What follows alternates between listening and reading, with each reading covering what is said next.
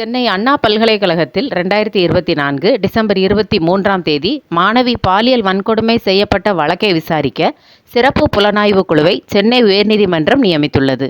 இதில் 3 பெண் அதிகாரிகள் சேர்க்கப்பட்டுள்ளனர். அவர்கள் யார் என்ற விவரத்தை பார்க்கலாம். சென்னை அண்ணாநகர் காவல் துணை ஆணையரான டாக்டர் புக்கியா ஸ்நேகப்பிரியா 2017ஆம் ஆண்டு IPS தேர்ச்சி பெற்றார். இவர் ஆந்திர பிரதேசத்தை சேர்ந்தவர். கர்னூல் மருத்துவக் கல்லூரியில் படித்த இவர் விஜயவாடா NTR பல்கலைக்கழகத்தில் MBBS படிப்பில் தங்கப்பதக்கம் வாங்கியவர்.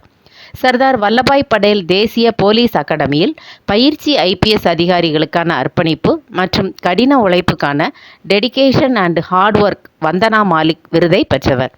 ஸ்நேகப்பிரியா முன்னர் மதுரை சிறப்பு படையின் 6வது பட்டாலியனின் கமாண்டர், மதுரை குடிமைப் பொருள் வழங்கல் சிவில் சப்ளைஸ் காவல் கண்காணிப்பாளர், மதுரை வடக்கு சட்டம் ஒழுங்கு துணை ஆணையர், சென்னை தீவிரவாத தடுப்பு பிரிவின் காவல் கண்காணிப்பாளர் ஆகிய பொறுப்புகளில் பணியாற்றியுள்ளார்.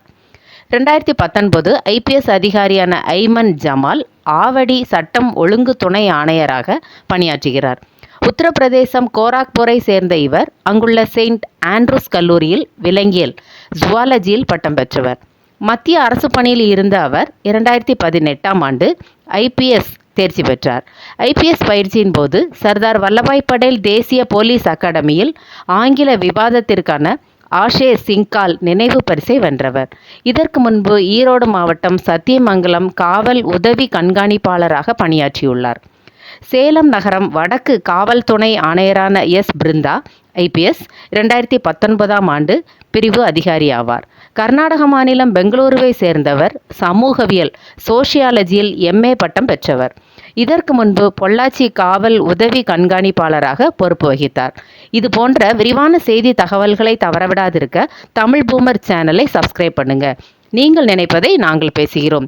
இந்த வீடியோவை லைக் பண்ணுங்க, ஷேர் பண்ணுங்க, உங்க கருத்தை கமெண்ட் பண்ணுங்க.